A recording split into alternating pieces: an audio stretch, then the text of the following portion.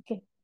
So আজকের ক্লাসটা আমরা শুরু করছি বেসিক মাইক্রোসফট ইউজিং দিয়ে। এরপরে হচ্ছে আমরা আমাদের আজকে থেকে আমাদের লিড জেনারেশনের টপিক বেস ক্লাস শুরু হবে। লিড জেনারেশনের টপিক বেস ক্লাস শেষ হওয়ার পরে আমরা ইমেল মার্কেটিং এর ক্লাসে যাব। তো যেটা বলছিলাম যে আমরা হচ্ছে মাইক্রোসফটের বেসিক জিনিসগুলো শিখবো। তবে মাইক্রোসফটের ক্ষেত্রে আমরা কিন্তু সব থেকে বেশি ইউজ করে থাকি অনলাইন ভার্সন, যেটা লাইক গুগল ডকুমেন্ট বা গুগল স্প্রেডশিট। যে অনলাইন ভার্সন গুলো আছে মানে মাইক্রোসফটের অনলাইন ভার্সন গুলো। তো আমি অনলাইন ভার্সন গুলো দিয়ে আগে স্টার্ট করছি। ফার্স্ট অফ অল আমরা যে গুগল আমাদের যে গুগল অ্যাকাউন্টটা আছে, গুগল অ্যাকাউন্টে আমাদের সবারই আসলে গুগল অ্যাপস অ্যাভেলেবেল আছে। যে যে বা যারা গুগল অ্যাকাউন্ট আছে আপনাদের, যাদের সবারই গুগল অ্যাপস অ্যাভেলেবেল আছে। তো গুগল অ্যাপসে যখন আমরা আসবো, এখানে অনেকগুলো মানে খুব ইফেক্টিভ প্রোডাক্ট আমরা পেয়ে যাব, খুব ইউজফুল অনেক প্রোডাক্ট আমরা পেয়ে যাব, যেগুলো আমাদের দৈনন্দিন জীবনে বা আমাদের প্রফেশনাল লাইফে অনেক বেশি হেল্প করে।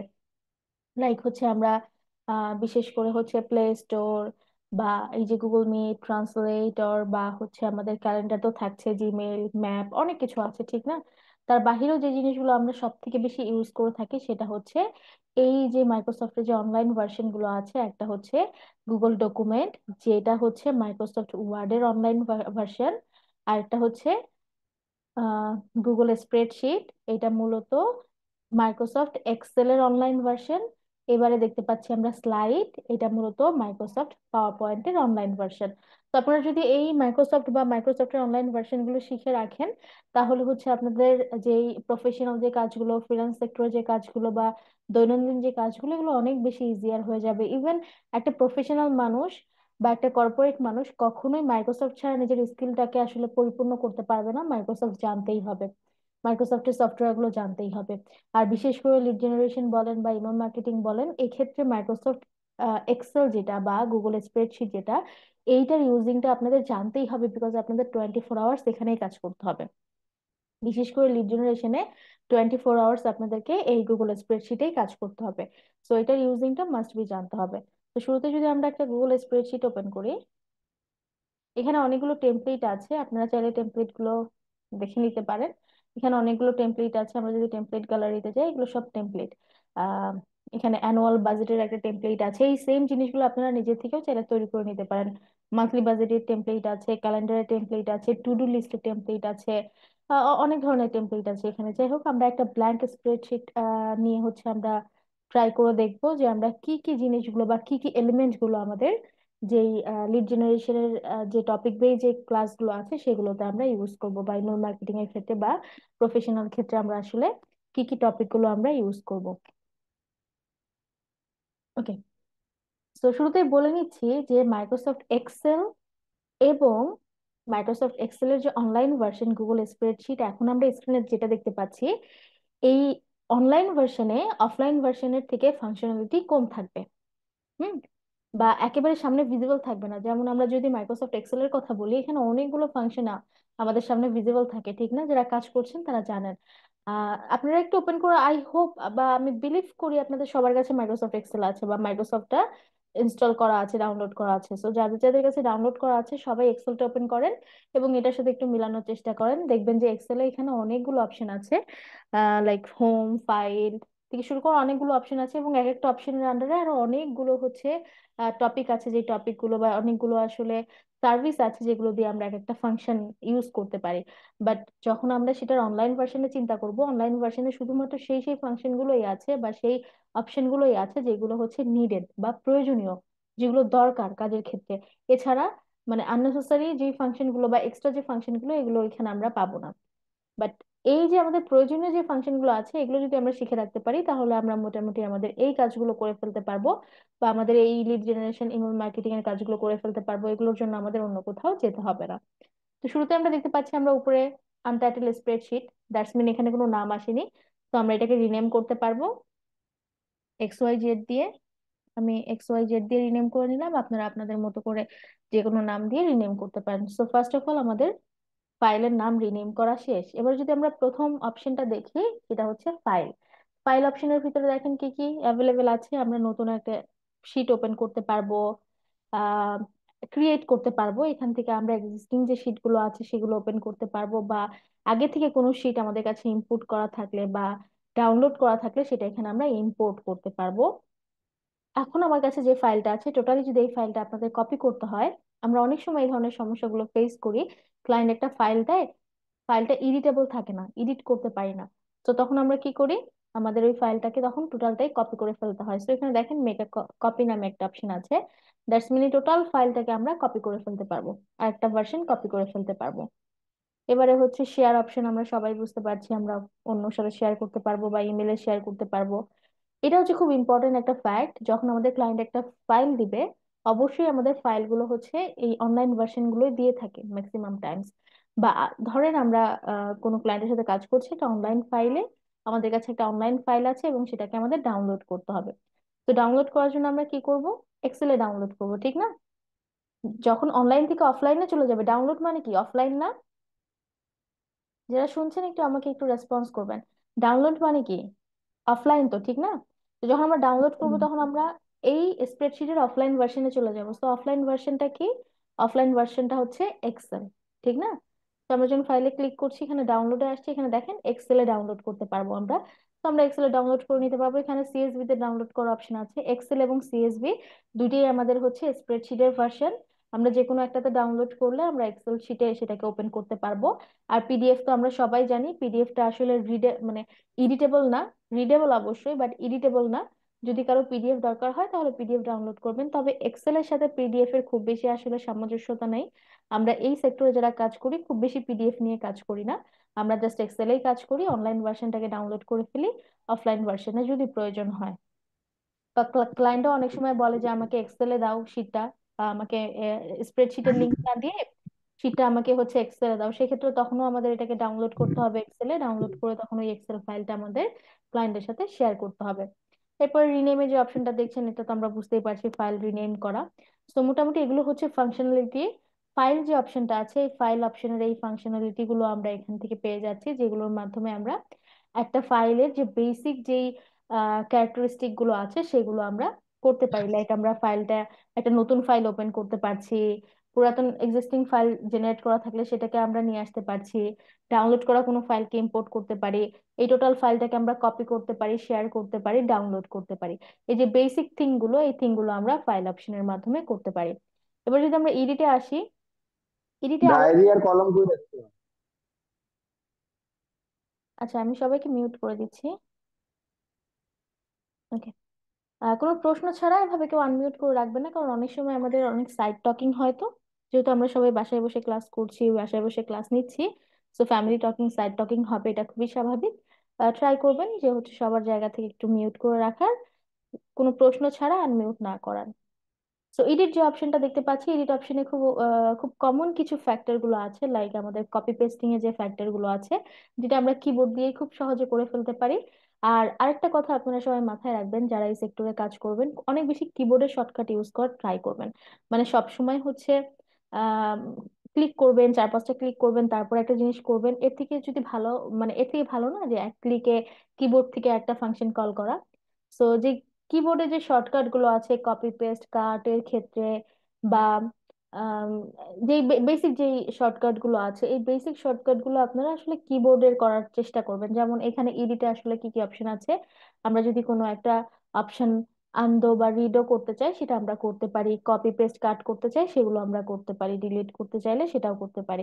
এটা বেসিক, এটা আমরা কার্সরের রাইট বাটন বা আমরা কমান্ড, আমাদের যে কিবোর্ড কমান্ড আছে কিবোর্ড কমান্ড দিয়েও আমরা করতে পারি, ঠিক না? যেমন ধরেন আমি এই লেখাটাকে, আচ্ছা আমি সাইজটাকে একটু বড় করি।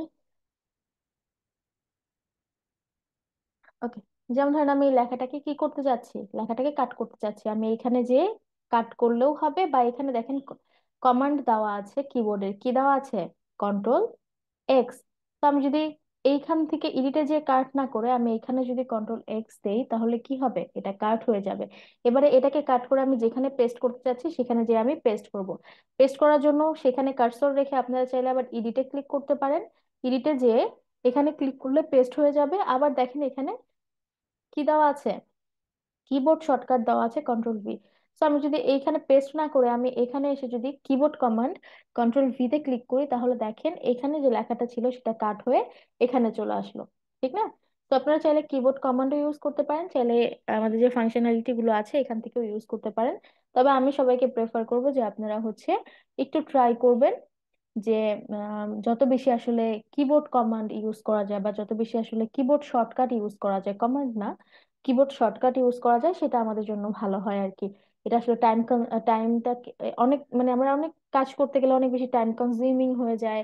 1 ঘন্টার কাজ আমরা 4-5 ঘন্টা লাগিয়ে ফেলি, সো এই দিকটাতে আমাদের টাইম অনেক বেশি সেভ হয় আর কি।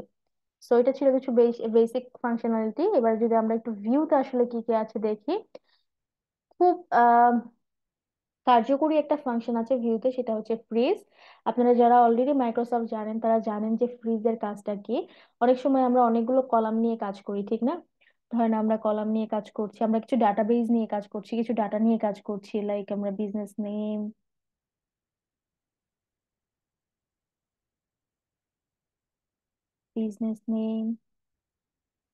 অ্যাড্রেস,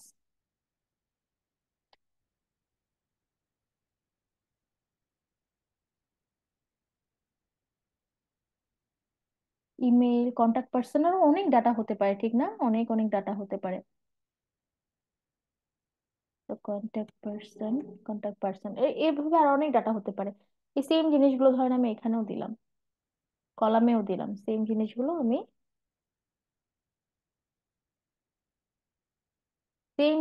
আমি, আচ্ছা অনেকগুলো কলামের দরকার নেই, জাস্ট একটা কলামেই রাখি।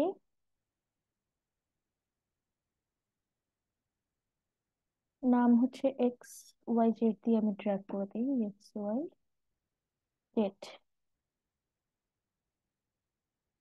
আচ্ছা ধরেন আমাদের এরকম কিছু কলাম ইনফরমেশন আছে।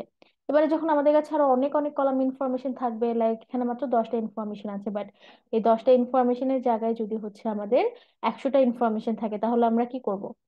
100টা ইনফরমেশন আছে। এবারে যখন আমি এই 15 নাম্বার কলাম পর্যন্ত আমি দেখতে পাচ্ছি, আমি যখন এখানে থাকছি আমি দেখতে পাচ্ছি যে এইটার কলাম হেডিং হচ্ছে কন্টাক্ট পার্সনের নাম দিতে হবে। বা আমি যখন 15 নাম্বার রোতে, আমি যখন এখানে ক্লিক করছি আমি দেখতে পাচ্ছি যে এটার কলাম হেডিং হচ্ছে আমার এই বিজনেসের ইমেল দিতে হবে। কিন্তু এটাই যখন আমি এই 100তে যাব বা 29-এ আসলাম বা 28-এ আসলাম, তখন কি আমি দেখতে পাচ্ছি যে D নাম্বার কলামে আসলে হেডিংটা কি? এটা কি দেখতে পাচ্ছি?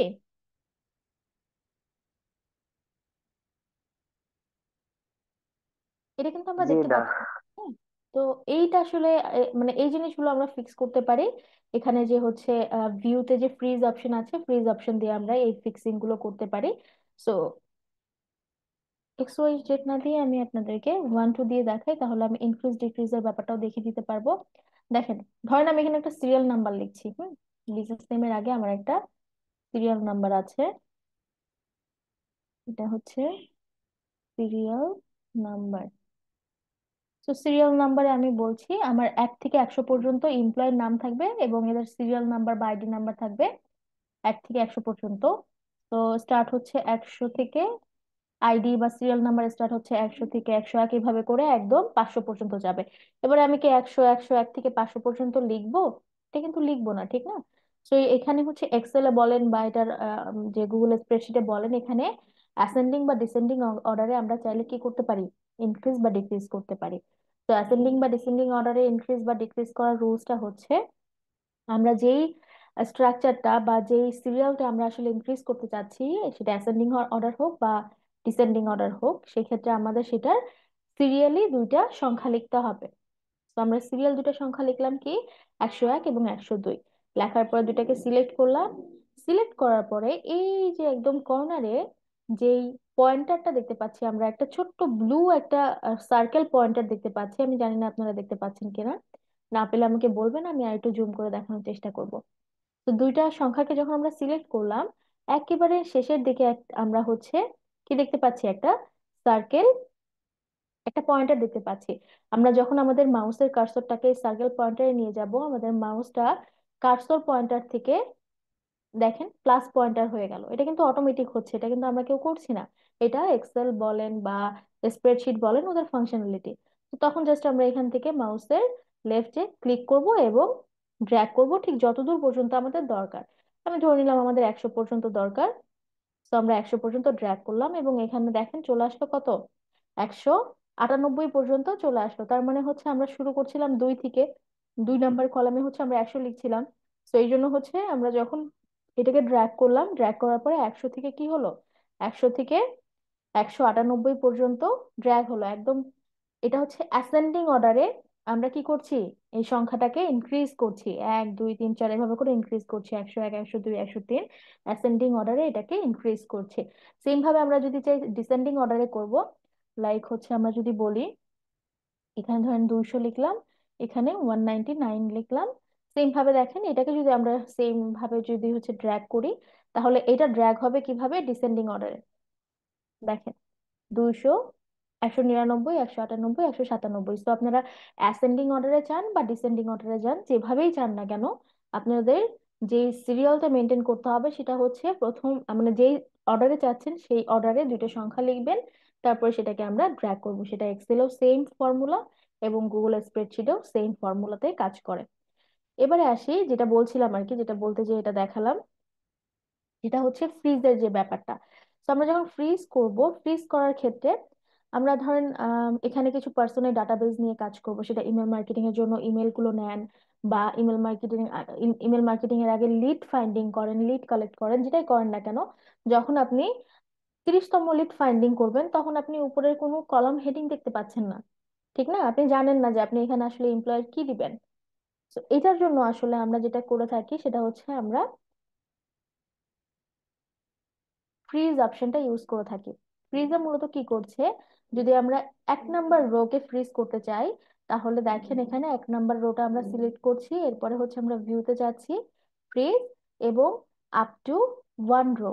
তার মানে কি 1 রো পর্যন্ত আমরা কি করছি, ম্যাক্সিমাম 1 রো পর্যন্ত আমরা ফ্রিজ করছি, মানে এটাকে এখানে ফ্রিজ করে দিচ্ছি বা স্ট্যাটিক করে দিচ্ছি। এই 1 নাম্বার কলামে যা আছে সেটা আর কখনোই স- আম, মানে মুভিং হবে না। এখন যেমন আমরা যখন স্ক্রল করছি, এটা এটা কিন্তু হারিয়ে যাচ্ছে, এটা কিন্তু উপরে চলে যাচ্ছে। তো তখন আর এটা উপরে চলে যাবে না, এটা এখানে স্ট্যাটিক হয়ে থাকবে। তোমরা ভিউতে যাই, ফ্রিজে যাই এবং আপ টু 1 রোতে ক্লিক করি। এবারে দেখেন আমি যখন ক্লিক করছি আমি চলে আসছি কোথায়, আমি চলে আসছি 100-তে, বাট স্টিল আমি দেখতে পাচ্ছি যে এটার কলাম হেডিং হচ্ছে সিরিয়াল নাম্বার, বি কলামের কলাম হেডিং হচ্ছে বিজনেস নেম, সি কলামের কলাম হেডিং হচ্ছে অ্যাড্রেস, ডি কলামের কলাম হেডিং হচ্ছে ফোন। আমি স্টিল দেখতে পাচ্ছি, ঠিক না? যেটা একটু আগে আমরা দেখছিলাম যে না, এটা দেখা যাচ্ছিল না। বাট এখন এখন যখন আমরা এটাকে ফ্রিজ করে নিলাম, আমরা স্টিল দেখতে পাচ্ছি যে আমাদের কলাম হেডিং গুলো আসলে কি। ওকে, সেম ভাবে ধরেন আমার কলাম হেডিংও লাগবে, আমার সিরিয়াল নাম্বারও লাগবে, বা আমার পার্সনের নামও লাগবে। কারণ এখানে পার্সনের নাম আছে XYZ।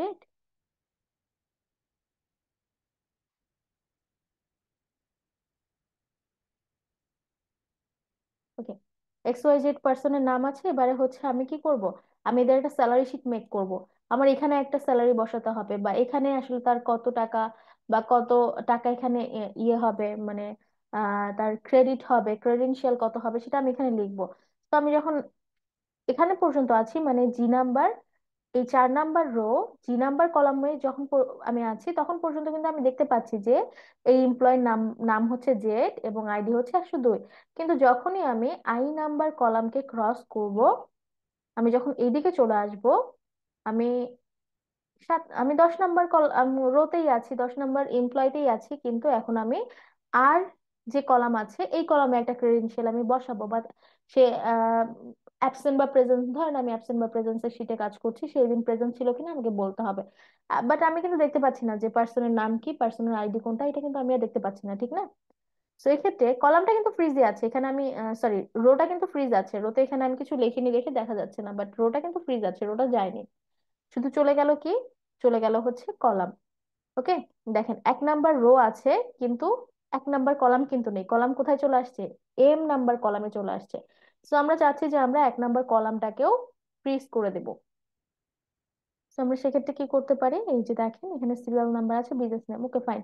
আমি একদম নেম পর্যন্ত ফ্রিজ করতে চাই, মানে এ এবং বি নাম্বার কলাম ফ্রিজ করতে চাই। সেক্ষেত্রে আমরা কি করব, আমরা এ এবং বি নাম্বার কলাম চাইলে সিলেক্ট করতে পারি, এরপর আবার ভিউ, দেন হচ্ছে ফ্রিজ। এখানে দেখেন up to B number column, যখনই আমরা আপ টু বি নাম্বার কলামে ক্লিক করছি, এবারে দেখেন কি হচ্ছে, এবারে যখন আমরা ড্র্যাগ করছি, আমরা একেবারেই ডাব্লিউ নাম্বার কলামে চলে আসলাম, বাট স্টিল আমরা আসলে কি দেখতে পাচ্ছি? স্টিল আমরা দেখতে পাচ্ছি যে পার্সনের সিরিয়াল নাম্বার কত এবং বিজনেস নেম কি। সেম ভাবে 1 নাম্বার রো কিন্তু স্টিল দেখা যাচ্ছে। এখানে আমরা আসলে কোনো ইনফরমেশন লিখিনি দেখে এটা ফাঁকা। আমি যদি এটাকে একটু ড্র্যাগ করে দিই, কপি পেস্ট করে ড্র্যাগ করে দিই, ধরেন আমি ও নাম্বার পর্যন্ত ওটাকে ড্র্যাগ করে দিলাম আর কি। এখন দেখেন আমরা আসলে যত দূরই যাই না কেন, যত নিচে নামি না কেন, উপরের কলামটা আমাদের ফিক্স থাকছে, এবং সাইডের দিকে আমরা যত দূরই যাই না কেন, আমাদের এই কলাম এ এবং বি নাম্বার কলাম কি থাকছে? ফিক্সড থাকছে। সো এটা হচ্ছে আমাদের, যদি কোনো স্পেসিফিক রো বা কলাম ফিক্স করে কাজ করতে হয় সেই ক্ষেত্রে হচ্ছে আমরা কি ইউজ করতে পারি। এক্সেল এর ক্ষেত্রেও দেখবেন ফ্রিজ নামে অপশন আছে, এবং সেম ভাবে গুগল স্প্রেডশিটের ক্ষেত্রেও হচ্ছে ফ্রিজ নামে অপশনটা আছে। এবারে ফ্রিজের পাশাপাশি খুবই ইন্টারেস্টিং আরো কিছু ফ্যাক্টর আছে যেগুলো আমরা স্ক্রিনে দেখতে পাচ্ছি। এগুলো নিয়ে একটু আমি কথা বলবো। এখানে কিছু ফাংশনালিটি আছে যেগুলো খুব কমনলি আমরা কাজের ক্ষেত্রে ইউজ করে থাকি। যেমন শুরুতেই যদি আমরা বলি, সেটা হচ্ছে ফরম্যাট প্রিন্টার। এই দুটো অপশন আমরা জানি, যদি আমরা একটা কিছু ব্যাক করতে চাই, আন্ডো করতে চাই, সেক্ষেত্রে আমরা আন্ডোতে ক্লিক করব, যদি রিডো করতে চাই তাহলে রিডোতে ক্লিক করব। এবং আন্ডো এবং রিডোর আসলে যদি আমরা শর্টকাট ইউজ করতে চাই কিবোর্ডের, তাহলে দেখেন এখানে যখন আমরা কার্সর রাখছি তখনই কিন্তু আমাদের কিবোর্ডের শর্টকাটটা দেখাচ্ছে। আন্ডোর কিবোর্ডের শর্টকাট হচ্ছে কন্ট্রোল+Z, এবং রিডোর কিবোর্ডের শর্টকাট হচ্ছে কন্ট্রোল+Y। তো আপনারা চাইলে এটাকে কি করতে পারেন, কিবোর্ডের শর্টকাটে ইউজ করতে পারেন, আবার চাইলে আপনারা আমাদের কিবোর্ডের যে আমাদের যে অপশন গুলো আছে, ফাংশন গুলো থেকেও ইউজ করতে পারেন। ওকে। সো এবারে আসি হচ্ছে আমাদের প্রিন্টার, তেমন কোনো কাজ আমাদের এখানে নেই। তবে ফরম্যাট প্রিন্টারটা আমরা অনেক বেশি ইউজ করে থাকি। লাইক আমরা একটা কিছু যদি কপি করে নিয়ে আসি, আচ্ছা ধরেন ফেসবুক থেকে আপনাদের যে ব্যাচটা আছে, আপনাদের ব্যাচ থেকে যদি আমি একটা কিছু কপি করে নিয়ে আসি, দেখবেন এই লেখাটার ফরম্যাটটা চেঞ্জ হয়ে যাবে। ধরেন আমি এখান থেকে এটাকে কপি করলাম এবং এক্সেলে এসে এখানে পেস্ট করলাম। দেখেন ফরম্যাট কিন্তু চেঞ্জ, মানে এটা একদম পুরা এখানে ফেসবুকে যে ফরম্যাটে ছিল সেই ফরম্যাটে চলে আসছে। এইখানে ধরেন এটা এই ফরম্যাটে আসলে আমি নিচে একটা লেখা লিখলাম, আমি চাচ্ছি কি এই লেখাটাও আমার এক্সাক্ট এই ফরম্যাটে আসুক। ধরেন আমি চাচ্ছি এটা যে এই নিচের যে লেখাটা আছে বা নিচের যত লেখা আছে সব লেখাগুলো আমার এই ফরম্যাটে আসুক। তো সেক্ষেত্রে আমরা খুব ইজিলি কি করে ফেলতে পারি, খুব ইজিলি ফরম্যাট প্রিন্টারটা ইউজ করতে পারি। ফরম্যাট প্রিন্টারের ক্ষেত্রে আমরা কি করব, এক্স্যাক্টলি যেই ফরম্যাটে আমরা লেখাটা চাচ্ছি সেই ফরম্যাটের উপরে কার্সরটা রাখবো, ফরম্যাট প্রিন্টারে ক্লিক করব। এবারে যেই লেখাটাকে আমরা পেইন্ট করতে চাচ্ছি বা একদম এক্স্যাক্টলি আমরা যেই লেখাটাকে আসলে ফরম্যাটেড করতে চাচ্ছি সেই লেখাটার উপরে এনে কার্সরটা রাখবো। তাহলে এই লেখাটা একদম সেম টু সেম যেই ফরম্যাটটাকে আমরা আসলে কপি করতে চাচ্ছিলাম সেই ফরম্যাটে কনভার্ট হয়ে যাবে। এটা হচ্ছে ফরম্যাট পেইন্টারের কাজ। এবারে হচ্ছে আমি ঠিক এর উল্টাটা বলছি। ওকে, আমরা হচ্ছে রিডো করলাম, সরি আন্ডো করলাম, মানে হচ্ছে আমরা আগের পূর্বের অবস্থায় নিয়ে আসলাম। এবার আমি ঠিক এর অপোজিটটা বলি। ধরেন আমরা ক্লাস রেকর্ডটা আমরা ফেসবুক থেকে এই লেখাটা কপি করে নিয়ে আসলাম, কিন্তু এটা কিন্তু আসলে কোনো ফর্মাল কোনো হচ্ছে আম, মানে কি বলবো এটাকে আসলে, ফর্মাল কোনো ফরম্যাট না, না একটা প্রফেশনাল বা একটা ফর্মাল যে ফরম্যাটটা আমাদের মেনটেন করতে হয় কাজের ক্ষেত্রে, ক্লায়েন্টের ক্ষেত্রে, এটা কিন্তু এরকম না। একটা কালোর মধ্যে আমরা যখন ডাটা ফরমেশন করি, কলাম হেডিংটাকে আমরা ঠিক আছে ডিজাইন করছি, বাট যখন ডাটা ফরমেশন করি ডাটাগুলোকে আমরা ফর্মালি রাখার চেষ্টা করি। এখানে আপনি কালো কালার দিয়ে লেখাটাকে লিখলেন, এখানে রেড দিয়ে লিখলেন, বা পুরোটাকে কালো দিয়ে লিখলেন, এটা দেখতে খুবই অকওয়ার্ড লাগবে, ঠিক না? এটা কোনো ফর্মাল কোনো ফরমেশন হতে পারে না। তো ফর্মাল ফরমেশনে বা ডাটা ফরমেশনে আমরা সবসময় কি আসলে ফর্মাল যে লেখার যে ইয়েটা ফরম্যাটটা সেটা ইউজ করি, কালো যেটা বা হচ্ছে লেখার একটা স্পেসিফিক ফরম্যাট থাকে, সাইজ থাকে, কালার থাকে। সো ফর্মাল যে কালারটা আমরা সব সময় কালো ইউজ করে থাকি, ঠিক না? তো এখানে দেখেন, এবং ব্যাকগ্রাউন্ডে কোনো কালার ইউজ করি না, এখানে ব্যাকগ্রাউন্ডে হচ্ছে ব্ল্যাক কালার আছে। তো এই জিনিসটাকে অ্যাভয়েড করার জন্য আমরা তো যেহেতু কপির কাজ করব, অনেক অনেক লিড আমরা কালেক্ট করব, অনেক লিড কপি করব, অনেক জায়গা থেকে অনেক লেখা কপি করব। সেটা ফেসবুক থেকে হতে পারে, সেটা লিঙ্কডইন থেকে হতে পারে, অনেক জায়গা থেকে অনেক ধরনের লেখা আমরা কপি করব। তো যেখান থেকে আমরা কপি করি না কেন সেইটা সেই জায়গাকার ফরম্যাট আমাদের চলে আসবে। এটাকে অ্যাভয়েড করব কিভাবে আমরা, ধর আমি এই লেখাটাকে আবার কপি করছি, কপি করে এবারে যদি আমি এখানে পেস্ট করি, এটা আসবে কি, সেখানে পেস্ট করি, ফরম্যাটটা কি কিসে চলে আসলো, ফরম্যাটটা চলে আসলো হচ্ছে ফেসবুকের ফরম্যাটটা, মানে কালো যে লেখাটা ছিল ব্যাকগ্রাউন্ড সেটা চলে আসলো। বাট যদি আমি এটা পেস্ট করার পরে এখানে ফরম্যাট প্রিন্টারে পেস্ট ভ্যালুজ অনলি ক্লিক করি, তাহলে হচ্ছে শুধুমাত্র যে ফর্মাল যে ফরম্যাটটা আছে সেই ফরম্যাটে চলে আসবে। তার মানে আমরা যদি কোনো লেখাকে ফর্মালি পেস্ট, মানে ফর্মালি যদি ফরম্যাটটাকে রাখতে চাই, অলওয়েজ আমরা কি করব, পেস্ট করার সাথে সাথে এটা ফরম্যাটটাকে আমরা হচ্ছে ভ্যালু করে ফেলবো। বা আরো সহজ উপায় আছে, সেটা হচ্ছে যখন আমরা পেস্ট করব তখন আমরা সেলটার ভিতরে ডাবল ক্লিক করব। আমি যখন এটা পেস্ট করছিলাম একটা ক্লিক করে পেস্ট করছিলাম, একটু খেয়াল করবেন যারা একেবারে নতুন আছেন, একদমই আসলে শুরু করছেন যারা, এক্সেল সম্পর্কে তেমন কোনো আইডিয়া নেই বা স্প্রেডশিট সম্পর্কে তেমন কোনো আইডিয়া নেই, তাদেরকে বলছি একটু খেয়াল করে দেখেন। যখন আমি এখানে পেস্ট করব একটা ক্লিক করে পেস্ট করছি এবং ফরম্যাটটা কি হচ্ছে, ব্ল্যাক আসছে, ঠিক না? কিন্তু এই সেম জিনিসটা যদি আমি তার পাশে ডাবল ক্লিক করি এবং তারপরে কন্ট্রোল ভি দিয়ে পেস্ট করি, এবারে দেখেন কি হলো, এবারে কিন্তু ফরম্যাটটা আসেনি। আমাদের বেসিক যে লেখাটা ছিল বা ফর্মাল যে ফরম্যাটটা ছিল, অ্যাকচুয়াল যে ফরম্যাটটা এখানে লেখার, সেটা আসলো, ঠিক না? এবারে এই লেখাটাকে কপি করে দেখেন, একটা স্পেসিফিক এরিয়া পর্যন্ত কপি করে দেখেন কেমন লাগছে, এটাকে দেখতে কেমন লাগছে আর এটাকে দেখতে কেমন লাগবে। দেখেন এটাকে দেখতে কেমন লাগছে এবং এটাকে দেখতে কেমন লাগছে, ঠিক না? তো এটা কখনোই আসলে ফর্মাল ফরম্যাট হতে পারে না। সো আমরা অলওয়েজ কি করব, অলওয়েজ আমরা ট্রাই করব হচ্ছে, আমি এখন কন্ট্রোল জেড দিচ্ছি শর্টকাটে, আসলে আমি কি করছি, শর্টকাটে আমি এটাকে আন্ডার করে দিচ্ছি, আমি যে কাজগুলো করছি এগুলোকে সবগুলোকে মুছে দিলাম বা একদম পূর্বের যে ফরম্যাট, পূর্বের যে অবস্থায় ছিল পূর্বের অবস্থায় নিয়ে আসলাম। তো এই যে কিছু বেসিক জিনিস আছে, এই বেসিক জিনিসগুলো আমাদের মাথায় রাখতে হবে কপি পেস্টিং এর সময়, যেহেতু আমরা অনেক ধরনের সোশ্যাল মিডিয়া সাইট বলেন, অনেক ব্রাউজিং সাইট বলেন, অনেক জায়গা থেকে আমরা লিড বলেন, ডাটা বলেন, আমরা এগুলো কপি করে এনে এখানে পেস্ট করব। তো কপি পেস্টের ক্ষেত্রে খুব সুন্দর একটা স্ট্যান্ডার্ড ফরম্যাট আপনাদেরকে মেনটেন করতে হবে, বিশেষ করে কলাম হেডিং এর ক্ষেত্রে না, ভিতরকার ডাটাগুলোর ক্ষেত্রে। ভিতরকার ডাটাগুলোর ক্ষেত্রে যাতে সবগুলো দেখতে অনেক বেশি ফর্মাল বা আইসোদিং লাগে এমন কোনো কিছু ইউজ করা যাবে না যেটা দেখতে খুব ক্যাটকেটে লাগছে, চোখে লাগছে, চোখ দেখতেও আসলে খুব মানে চোখ ব্যথা হয়ে যাচ্ছে, ব্যাপারটা এরকম এরকম যেন না হয়। খুবই আইসোদিং থাকতে হবে ডাটাগুলো, যেহেতু ডাটা নিয়েই কাজ করা হয় বা ডাটা নিয়ে আপনি ডাটা নিয়েই কাজ করবেন ক্লায়েন্টের সাথে। তো সেক্ষেত্রে ক্লায়েন্টেরও এই জিনিসটা দেখে যেন একটা আইসোদিং ফ্যাক্ট কাজ করে, এটা আপনাদের মাথায় রাখতে হবে। সেই পর্যন্ত যতটুকু দেখালাম, যারা আছেন একেবারে নতুন তারা সবাই সবকিছু ক্লিয়ার কিনা একটু জানাবেন।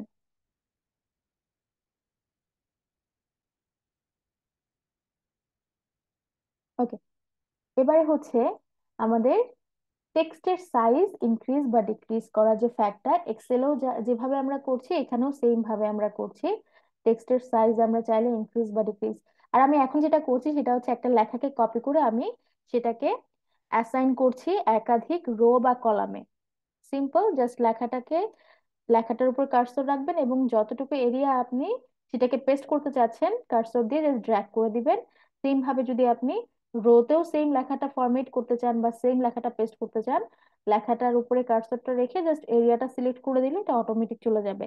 বা সেম ভাবে ধরেন আপনি এই লেখাটাকে কপি করলেন, কন্ট্রোল সি দিয়ে কপি করলেন এবং আপনি চাচ্ছেন এই এরিয়ার ভিতরে এই লেখাটা চলে আসুক, এরিয়াটাকে সিলেক্ট করেন এবং টোটালটাকেই কন্ট্রোল ভি দেন, তাহলে যতটুকু এরিয়া আপনি সিলেক্ট করলেন পুরাটাতেই ওই লেখাটা পেস্ট হয়ে যাবে।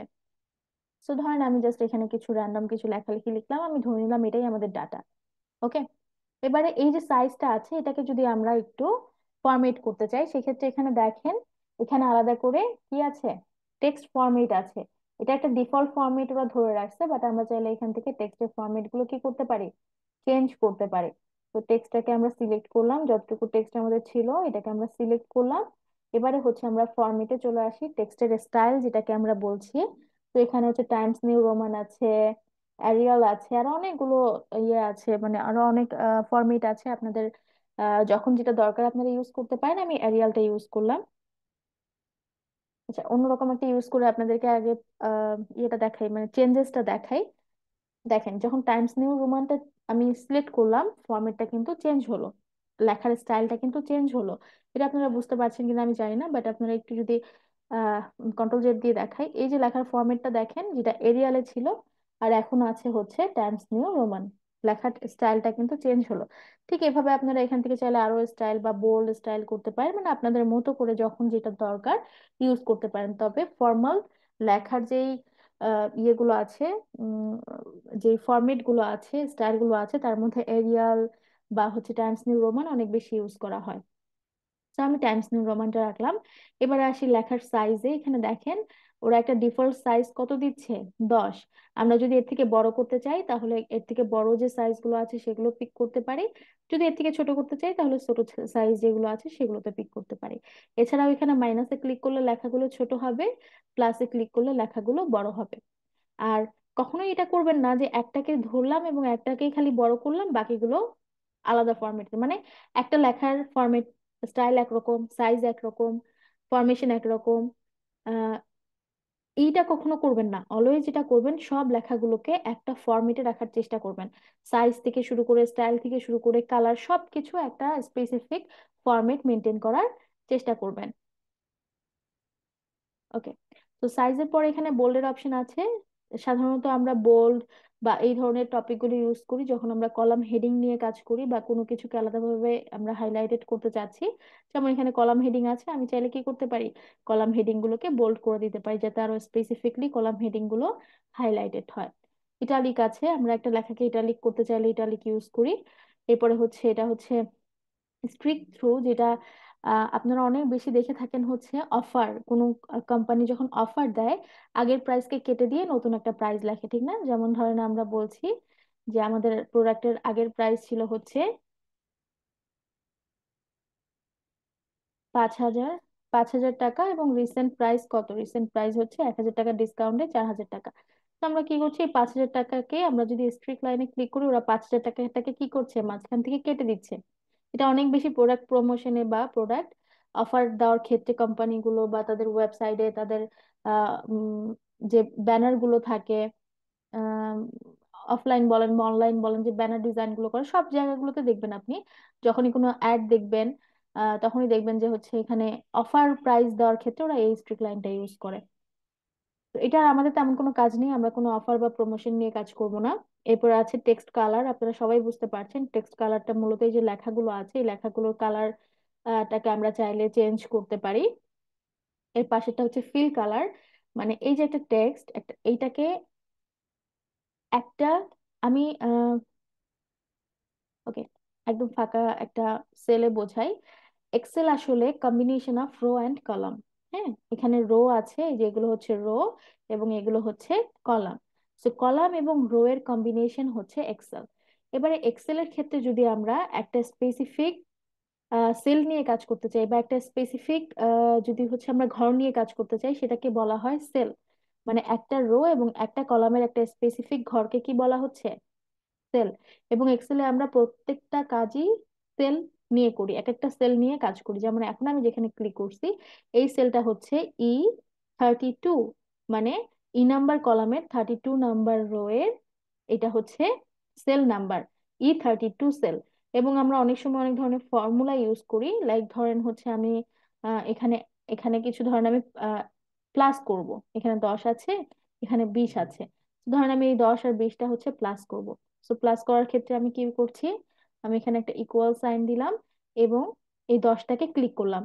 দেখেন যখন আমি 10কে ক্লিক করছি, এই 10 কিন্তু ওর কাছে 10 না, ওর কাছে এই 10টা কি, 10-এর কি যাচ্ছে, সেল নাম্বারটা যাচ্ছে। সেল নাম্বার কি, সেল নাম্বার হচ্ছে D এবং 32। দেখেন D32 সেল নাম্বারটা ওর কাছে গেল।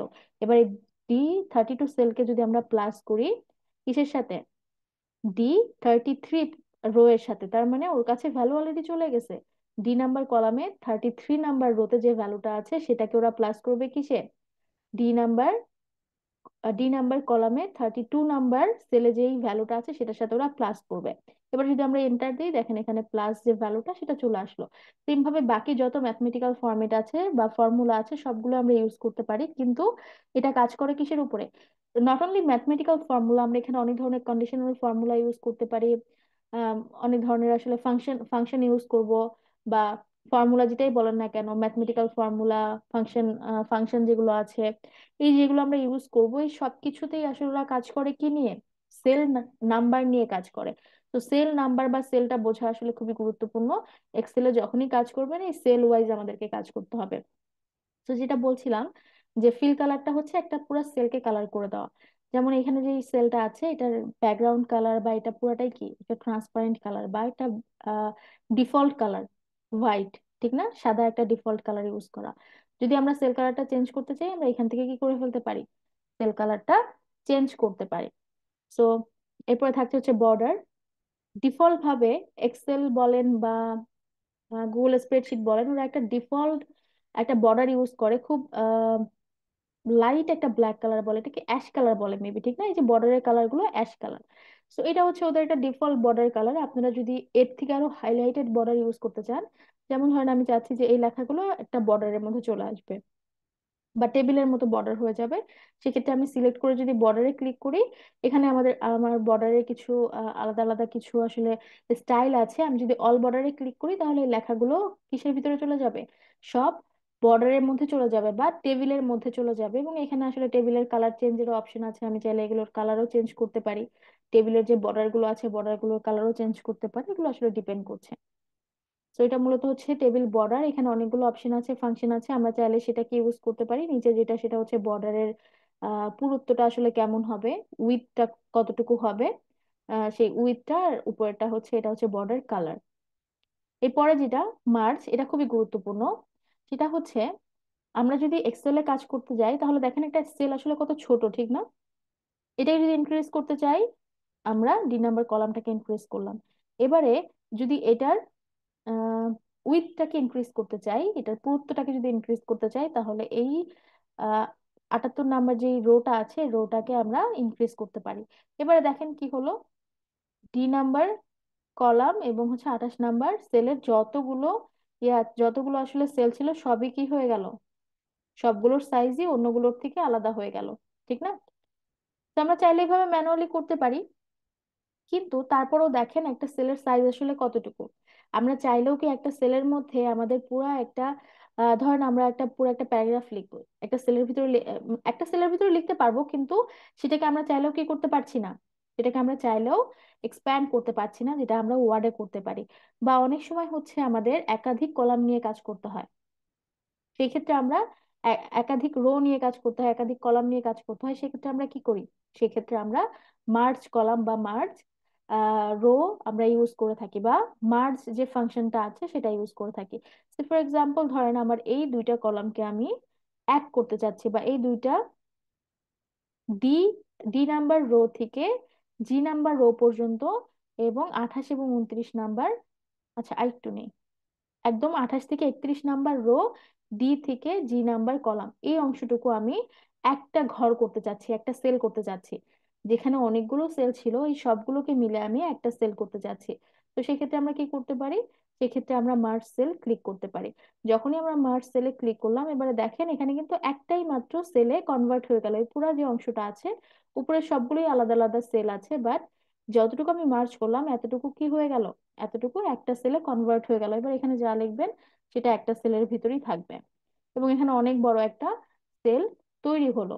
এবার যে লেখাটা লিখলাম এটা একেবারে নিচে চলে আসছে, এটাও আলাদাভাবে আমরা ফরম্যাট করতে পারি। এখানে দেখেন vertical align text warping option আছে, ভার্টিক্যাল অ্যালাইনের অপশন আছে। তো যদি ধরেন এরকম আমরা টেক্সটটাকে আসলে একটা মার্জ, অনেকগুলো একটা এরিয়া নিয়ে কলাম মানে অনেক এরিয়া নিয়ে যদি আমরা একটা সেলকে মার্জ করি এবং মাঝখানে কোনো বর্ডারকে আসলে যদি আমরা হেডলাইন হিসেবে ইউজ করতে চাই, সেই ক্ষেত্রে আমাদের এই লেখাটাকে অবশ্যই কোথায় আনতে হবে, মাঝখানে। তখন আমরা অ্যালাইন অপশন গুলোকে ইউজ করবো। এখানে যে অ্যালাইনটা আছে, এই যে এটা হচ্ছে একদম টপ অ্যালাইন, এটা হচ্ছে মিডিল অ্যালাইন, এটা হচ্ছে একদম বটম অ্যালাইন। বর্তমানে আমরা বটম অ্যালাইন মানে একেবারে নিচে আছি, তো আমরা যদি এটাকে মিডিল অ্যালাইনে করি তাহলে এটা কি হলো, মাঝখানে চলে গেল। এবারে দেখেন এখানে দেখেন এটা হচ্ছে আমাদের হরিজন্টাল অ্যালাইন। তো হরিজন্টাল অ্যালাইনের কাজটা কি, এই যে লেখাটা একেবারে শুরু হচ্ছে কোথা থেকে, বাম থেকে। যদি আমরা হরিজন্টাল অ্যালাইন থেকে এটাকে মিডল অ্যালাইন করে দিই তাহলে লেখার যেই পজিশনটা সেটা শুরু হচ্ছেও মাঝখান থেকে, আবার লেখার পজিশনটাও একেবারে মাঝখানে আছে, মানে হরিজন্টাল এবং ভার্টিক্যাল দুইটা পজিশন থেকে লেখাটা একেবারে মাঝখানে আছে। এবং একটা হেডলাইন আসলে এভাবেই থাকে, ঠিক না, হেডলাইনের পজিশনটা এভাবেই থাকে। এটা যদি একটু কালার করে দিই তাহলে আমি বোঝাতে পারবো আপনাদেরকে যে লেখার পজিশনিংটা আসলে কোথায় আছে, লেখার পজিশনটা একেবারে মিডিল বরাবর আছে। এবং আমরা যখন কোনো হেডিং নিয়ে কাজ করি, একটা যখন কোনো একটা ডকুমেন্টেশন প্রিপেয়ার করি তখন একটা হেডিং যখন দেই, আমরা হেডিংটাকে আসলে এভাবে আমরা কি করি শুরুতে। এখানে যদিও এটাকে আমরা হচ্ছে কলাম ইনফরমেশন দিয়ে কাজ করছিলাম দেখে এখানে কলামগুলো দেওয়া, বাট ধরেন এখানে কোনো কলাম নেই, এখানে আমরা একটা হেডিং দিচ্ছি। তো আমরা কিছু এরিয়া কি করব, মার্জ করব এবং কলামটাকে, কলাম হেডিংটাকে বা হচ্ছে টোটাল এন্টায়ার ডকুমেন্টেশনের হেডিংটাকে আমরা লিখলাম এবং সেটাকে আমরা ভার্টিক্যালি এবং হরিজন্টালি অ্যালাইনটাকে ঠিক করলাম, কালার ফরম্যাট করলাম। সো এটা এখন দেখে মনে হচ্ছে যে না এটা একটা হেডিং হতে পারে, ঠিক না? সো এটা হচ্ছে কিছু বেসিক ইউজিং, যে ইউজিং গুলোর মাধ্যমে হচ্ছে আমরা আমাদের ডকুমেন্টেশন গুলোকে প্রিপেয়ার করতে পারি। এবারে আসেন যে ওকে, এবারে আসেন যে আমরা ধরেন আমরা মার্চ করব না, কিন্তু আমরা একটা অনেক বড় লেখাকে আসলে কি করতে চাচ্ছি, অনেক বড় লেখাকে ভিউ করতে চাচ্ছি। এই যে ছোট্ট একটা সেল দেখতে পাচ্ছি আমরা, এই সেলের ভিতরে আমরা অনেক বড় একটা লেখাকে আমরা ভিউ করতে চাচ্ছি। সেক্ষেত্রে আমরা কি করতে পারি, আমি র্যান্ডম জাস্ট কিবোর্ড টাইপ করছি। ধর আমি অনেক বড় কিছু একটা টাইপ করার চেষ্টা করছি, লাইক একটা প্যারাগ্রাফের মতো করে, হ্যাঁ, একটা প্যারাগ্রাফের মতো করে আমরা অনেক বড় কিছু টাইপ করার চেষ্টা করছি। যখন আমি এটা করছি দেখেন এটা কি হলো, এই যে রো এর যে সাইজটা বা সেলের যে সাইজটা, এই সাইজটাকে ইনক্রিজ করে বাইরে চলে গেল। ওকে ফাইন, কিন্তু যখন আমি ঠিক তার পাশের কলামে আবার কিছু একটা লিখছি তখন এই লেখাটা কোথায় জানি হারিয়ে গেল, আমরা আর দেখতে পাচ্ছি না। তো আমরা যদি চাই যে এটাকে আমরা আসলে ভিউ করব, সেক্ষেত্রে আমরা কি করতে পারি, যে লেখা যতটুকু আছে ততটুকু ভিউ হবে। যদি এটা চাই আর কি যে আমার লেখা যেই সেলে যতটুকু আছে সেটা ভিউ হবে, সেটা দেখা যাবে, ভিজিবল হবে, তাহলে আমরা এখান থেকে ওয়ার্প টেক্সটটা ইউজ করতে পারি বা টেক্সট ওয়ার্পিংটা ইউজ করতে পারি। এই সেম ফর্মুলা গুলোই কিন্তু বা এই সেম ফাংশনালিটি গুলোই কিন্তু আমরা এক্সেলের ক্ষেত্রেও ইউজ করব। তো টেক্সট ওয়ার্পিং এর ক্ষেত্রে যদি আমরা ক্লিক করি তাহলে দেখেন এই যে এই সেলের ভিতরে যা যা লেখা ছিল সবগুলো কি হয়ে গেল, ভিউ হয়ে গেল। আবার সেম ভাবে ধরেন আপনার টেক্সট ওয়ার্পিং দরকার নেই, একটা সেলে যা আছে থাক, বাট আমি সবগুলো সেলের সাইজ আসলে সমান চাই, ইকুইভ্যালেন্ট চাই আমি। এক একটার ক্ষেত্রে এক এক রকম, যার যতটুকু লেখা ততটুকু ভিউ হবে, মানে অনেক বড় বড় এরিয়া নিয়ে ফেলবে এক একটা সেল, এক একটা এক এক রকম লেখার সাইজ হবে, এক একটা সেলের সাইজ এক এক রকম হবে, দেখতে একদম মানে খুবই অকওয়ার্ড লাগবে, ঠিক না, কোনো ফর্মাল কোনো ফরমেশন মনে হবে না। তো যেই সেলে যেরকম লেখা আছে থাক, আমি একটা মানে আমি চাই যে এইটা আসলে একটা ফর্মাল একটা লুকিং থাক এবং সবগুলো সেলের সাইজটা সমান থাক, ডিফল্ট যে সাইজটাই, যে এখানে যে ডিফল্ট সাইজটা যেরকম এরকম থাক। সেই ক্ষেত্রে আমরা কি করব, ওকে ওকে, সেই ক্ষেত্রে হচ্ছে আমরা আবারও টেক্সট ওয়ার্পিং এ যাব এবং এই যে দেখেন ওভারফ্লো, টেক্সট ওভারফ্লো নামে একটা অপশন আছে, আমরা টেক্সট ওভারফ্লোতে ক্লিক করব। টেক্সট ওভারফ্লোতে ক্লিক করলে এই টেক্সটটা আবার আগের ফরম্যাটে চলে আসবে এবং এই যে টেক্সটটা যতগুলো লেখা ছিল সবগুলোই কিন্তু আছে, কোনোটাই যায়নি, শুধু সেটা কি হয়ে গেল, বাকিটুকু হিডেন হয়ে গেল। এবারে যখন আমরা ক্লিক করব তখন কিন্তু পুরোটাই দেখা যাচ্ছে, কতটুকু লেখা ছিল পুরোটাই দেখা যাচ্ছে, বা উপরে ফলো করেন পুরোটাই দেখা যাচ্ছে। কিন্তু যখন আমরা কার্সরটাকে বাইরে রাখছি তখন এটা আবার একটা ডিফল্ট সেলের সাইজে চলে আসছে। তো যদি আপনাদের টেক্সট ওভারফ্লো দরকার হয় ওভারফ্লো করে রাখবেন, যদি আপনাদের মনে হয় যে না এটাকে আমি ওয়ার্ড টেক্সটে রাখবো ওয়ার্ড টেক্সটে রাখতে পারেন, বা যদি আপনাদের মনে হয় যে না টেক্সটটা আসলে ভিজিবল হবে, সেই ক্ষেত্রে ধরেন এখন এই যে ব্যাপারটা যে এখন আমাদের এই সেলে কিছু নেই এবং এখানে যে লিখছি পুরো লেখাটাও আসলে দেখা যাচ্ছে না, বাট আমি চাই, আমি জানি যে আমার এখানে আর কিছু লেখালেখির দরকার নেই, এখানে যে লেখাটা আছে সেই লেখাটা পুরোটাই দেখা যাবে। সেই ক্ষেত্রে আমরা কি করতে পারি, সেই ক্ষেত্রে আমরা এখানে দেখেন ক্লিপ নামে যে অপশনটা আছে, আমরা ক্লিপ অপশনটা, সরি ক্লিপ না, টেক্সট ওভারফ্লো, ঠিকই আছে, টেক্সট ওভারফ্লো অপশনটা আমরা ইউজ করতে পারি। টেক্সট ওভারফ্লো অপশনটা ইউজ করলে লেখাটা আসলে কি হবে, মানে পুরাটাই ভিজিবল হবে। সেক্ষেত্রে আপনার এই সামনে আর কিছু লেখা যাবে না। সো টেক্সটটা পুরাটাই যতটুকু আছে ততটুকুতে ভিজিবল হবে। আর যদি হচ্ছে আমরা ক্লিপ ইউজ করি তাহলে এটা ক্লিপের ভিতরে ঢুকে যাবে, মানে ক্লিপের ভিতরে একদম হিডেন হয়ে যাবে, বাকি যে অংশটুকু ছিল সেটা ক্লিপের মধ্যে চলে আসবে, সেল যেটা আছে সেলের ভিতরে চলে আসবে এবং বাকি অংশটুকু আমরা শুধুমাত্র ক্লিক করলে দেখতে পারবো, ক্লিক ছাড়া এটা একটা ডিফল্ট সাইজে থাকবে। ক্লিয়ার?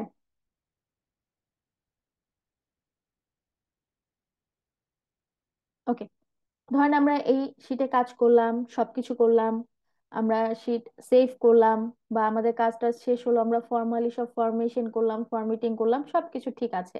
এবারে আমরা কি করতে পারি, এবারে আমরা শিটটা ক্লায়েন্টের সাথে শেয়ার করতে পারি। শেয়ার করার ক্ষেত্রে এখানে দেখেন শেয়ার নামে একটা বাটন আছে, আমরা শেয়ার নামে বাটনটাতে ক্লিক করে এখানে একটা জেনারেল অ্যাক্সেস নামে একটা অপশন আছে। এই জেনারেল অ্যাক্সেসটাকে হচ্ছে আমরা এনিওয়ান উইথ দ্য লিঙ্ক করে দিতে পারি। যদি আমরা লিঙ্ক শেয়ার করতে চাই ক্লায়েন্টের সাথে, সেক্ষেত্রে এনিওয়ান উইথ দ্য লিঙ্ক করতে পারি। এবার এখানে কিছু অপশন আছে, সেটা হচ্ছে ভিউ, আমরা ক্লায়েন্টকে ভিউ করতে দিব নাকি এডিট করতে দিব। যদি ক্লায়েন্টকে এডিট করতে দিতে চান আপনার ফাইল, তাহলে এডিটর করে দিবেন। যদি মনে করেন শুধু ভিউ, সে শুধু দেখতে পারবে, কোনো কিছু এডিট করতে পারবে না, তাহলে ভিউয়ার রাখবেন। রেখে হচ্ছে এই লিঙ্কটাকে কপি করবেন, দেন এই লিঙ্কটাকে আপনার ক্লায়েন্টের সাথে শেয়ার করবেন, বা আপনার ফ্রেন্ডের যাদের সাথে আপনি কাজ করেন না কেন তাদের সাথে শেয়ার করবেন। যেমন আমি আপনাদের সাথে জুমের চ্যাট বক্সে শেয়ার করলাম। এটা একটা লিংক, যে লিংকের মাধ্যমে আপনারা সবাই মিলে এই এক শিটে এসে কাজ করতে পারবেন। যদিও আমি আপনাদেরকে এডিট করার অপশন দেইনি, আমি যদি এডিট করার অপশন দিতাম তাহলে আপনারা সবাই মিলে এসে এক শিটে কাজ করতে পারতেন। মানে যখন আমরা গ্রুপ ওয়ার্ক করব, গ্রুপ ওয়ার্ক গুলোর ক্ষেত্রে আমরা কি করি, গ্রুপ ওয়ার্ক গুলোর ক্ষেত্রে আমরা আসলে এই এক্সেল, মানে এক্সেলের যে অনলাইন ভার্সন গুগল স্প্রেডশিট বা ডকুমেন্ট, গুগল স্প্রেডশিট বা ডকুমেন্ট আমরা ইউজ করে থাকি।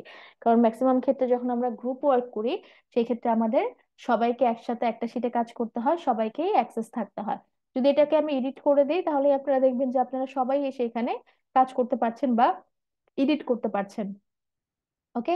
তো যখন গ্রুপ ওয়ার্কের দরকার হয়, তখন আসলে আমরা এই ধরনের যে অনলাইন যে ফাইলগুলো আছে, গুগল স্প্রেডশিট, গুগল ডকুমেন্ট বা পাওয়ার পয়েন্ট, এগুলো হচ্ছে মানে পাওয়ার পয়েন্টের যে অনলাইন ভার্সন, গুগল স্লাইড, এই যে ডকুমেন্টেশন গুলো আছে, এগুলোতে মূলত আমরা এই যে আমাদের শেয়ারিং এর অপশনটা আছে, এই শেয়ারিং এর অপশনটাকে এনিওয়ান করে আমরা সবাই মিলে এই ফাইলগুলোতে আমরা গ্রুপ ওয়ার্ক করি, বা হচ্ছে আমাদের গ্রুপের যে প্রজেক্ট গুলো থাকে, গ্রুপ প্রজেক্ট গুলো আমরা করে থাকি। সেম এজ ক্লায়েন্টের সাথেও যদি আপনারা ইকুয়ালি কাজ করতে চান, লাইক আপনি ক্লায়েন্টকে শেয়ার করলেন এবং ক্লায়েন্ট সেখানে কমেন্ট লিখবে বা সে সেগুলোকে চেক করবে, সেক্ষেত্রেও তাকে এনিওয়ান অপশন দিতে হবে। সো আপনিও কাজ করছেন, ক্লায়েন্টও চেক করছে, এটাও একটা গ্রুপ প্রজেক্ট। তো এক্ষেত্রে আমরা একটাই প্ল্যাটফর্মে একাধিক মানুষ কাজ করতে পারি একাধিক জায়গা থেকে। আমাদের এখানে একসাথে বসে কাজ করার কোনো ফ্যাক্ট তখন কাজ করে না, বা ফ্যাক্ট তখন লাগে না। এছাড়াও যদি আপনারা মনে করেন যে না, আমি এই শীটটাই আসলে আমি একটা ডাউনলোড ফাইল শেয়ার করব, বা আম, যেটাকে আর চেঞ্জ করা যাবে না, যেমন এখন আমি যদি আপনাদের সাথে এডিট ফাইল লিঙ্কটা আমি শেয়ার করলাম, আপনারা লিঙ্কে ক্লিক করলে এখানে এসে সবাই এডিট করতে পারবেন। এবারে ধরেন আপনি চাচ্ছেন আপনার ক্লায়েন্টের সাথে এই ফাইলটা শেয়ার করবেন, কিন্তু ক্লায়েন্ট যাতে এডিট করতে না পারে, সে শুধুমাত্র আপনার ফাইলটা নিবে এবং দেখবে। তার প্রজেক্টটা যদি সে কমপ্লিট পায়, তাহলে সে সে ফাইলটাকে অ্যাপ্রুভ করবে। সেক্ষেত্রে আমরা কি করতে পারি, সেই ক্ষেত্রে হচ্ছে আমরা এখানে যে ডাউনলোডের যে অপশনটা আছে, এখান থেকে আমরা ডাউনলোড করতে পারি। আমরা জাস্ট এক্সেলে ক্লিক করলে এটা ডাউনলোড হয়ে যাবে। যে দেখেন এটা ডাউনলোডের অপশন চলে আসছে, আমি যদি সেভে ক্লিক করি তাহলে এটা ডাউনলোড হয়ে যাবে। এই যে একটা এক্সেল ফাইল ডাউনলোড হয়ে গেল।